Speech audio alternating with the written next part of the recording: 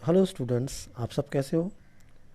आज का ये वीडियो आपके लिए बहुत इम्पोर्टेंट है क्योंकि इस वीडियो में मैं बताने वाला हूँ कुछ पॉइंट्स जिनको ध्यान में रख के आप मल्टीपल चॉइस क्वेश्चंस को बहुत एक्यूरेटली सॉल्व कर सकते हैं।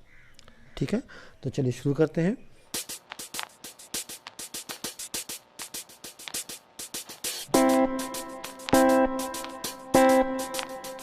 तो हमारा जो सबसे पहला पॉइंट है वो है कि read the paper carefully and solve the easiest questions first.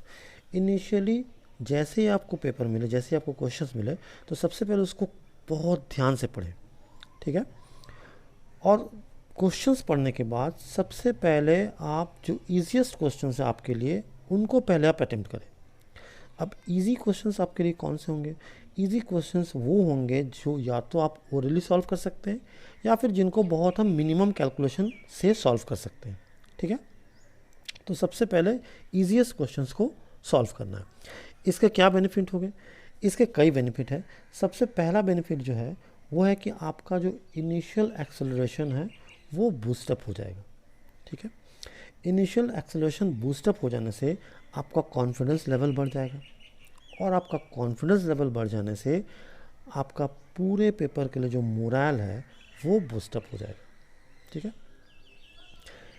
इसके अलावा इसका जो दूसरा बेनिफिट है वो ये है कि हमारी जो ब्रेन है उसको भी वार्म अप की ज़रूरत होती है। तो जब आप इजी क्वेश्चंस को सॉल्व करोगे तो हमारा ब्रेन जो है वो फंक्शन करना शुरू करेगा और उसका भी वार्म अप हो जाएगा। ठीक है, इससे क्या होगा, ब्रेन जब फंक्शन करना शुरू करेगा तो आगे आने वाले अच्छे क्वेश्चंस के लिए वो मेंटली प्रिपेयर हो जाएगा।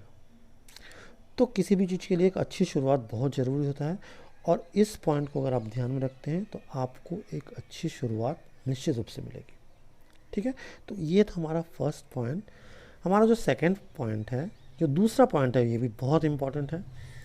ये है कि read each question twice and check the option twice once you solve the problem.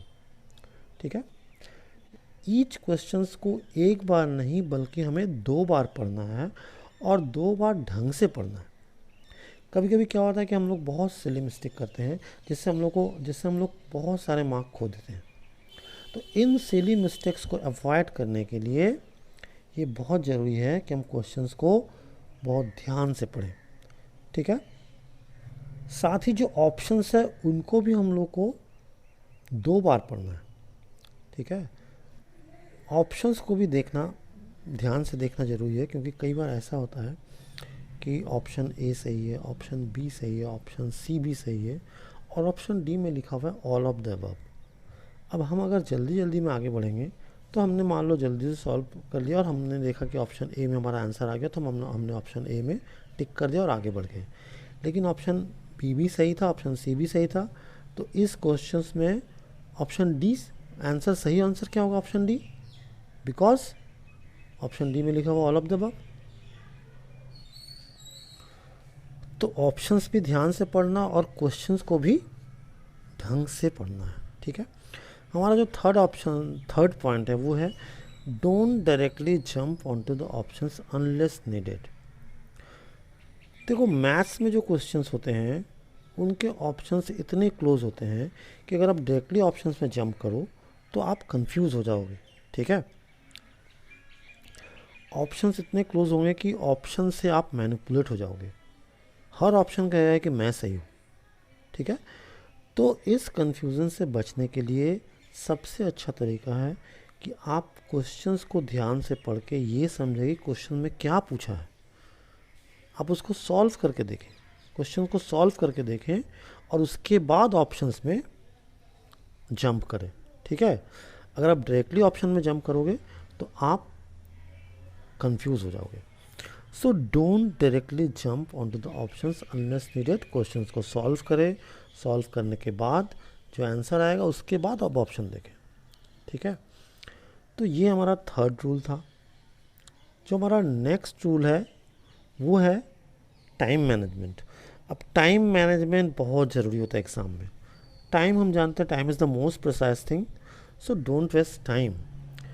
आपको टाइम को हमेशा ध्यान में रखना है कि हमारा कितना समय हो गया और कितना समय बाकी है एग्ज़ाम में। एक और चीज़ है कि किसी एक पर्टिकुलर क्वेश्चन में बहुत ज़्यादा समय नहीं देना है। अगर आप किसी क्वेश्चन में फंस गए हैं, वो आपसे नहीं बन रहा है, देन मूव ऑन। उस क्वेश्चन को पकड़ के नहीं रखना है, आपको उस क्वेश्चन को छोड़ के आगे वाला क्वेश्चन को सॉल्व करते जाना है, ठीक है।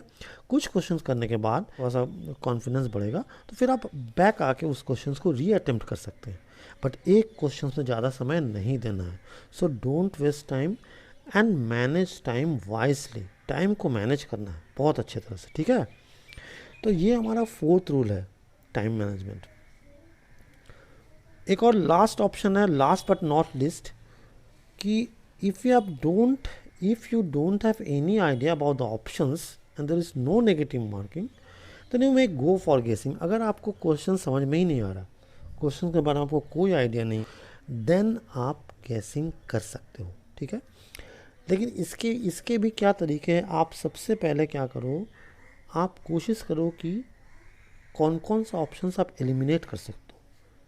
मतलब कौन कौन सा ऑप्शन है जो आपको लग रहा है क्लोजली कि वो नहीं हो सकता है, उन दोनों को एलिमिनेट करो, और बाकी जो दो ऑप्शन बच रहा है उनमें आप क्लोज इन करो, उनमें से एक चुनो, ठीक है। लेकिन ये तब करेंगे जब हमको क्वेश्चन के बारे में कोई आइडिया नहीं है। अगर हम क्वेश्चन जानते हैं तब तो फिर कोई प्रॉब्लम नहीं है, बट अगर हमें क्वेश्चन और ऑप्शंस के बारे में कुछ आइडिया नहीं, हमको कुछ समझ में नहीं आ रहा है, then you may go for guessing, ठीक है। तो ये तो 5 पॉइंट्स था जिनको आप ध्यान में रख सकते हो, बट मैं ये ज़रूर कहना चाहूँगा कि कंसेप्ट से ज़्यादा इम्पॉर्टेंट कोई भी चीज़ नहीं है। तो आप हमेशा अपना कंसेप्ट को स्ट्रॉन्ग रखें, अच्छा से पढ़ाई करें, उसके बाद आप इन 5 पॉइंट्स को अगर ध्यान में रखते हो तो आप निश्चित रूप से मल्टीपल चॉइस टेस्ट को एक्यूरेटली सॉल्व कर सकते हो, ठीक है। मेरे तरफ से आप सबको ऑल द बेस्ट।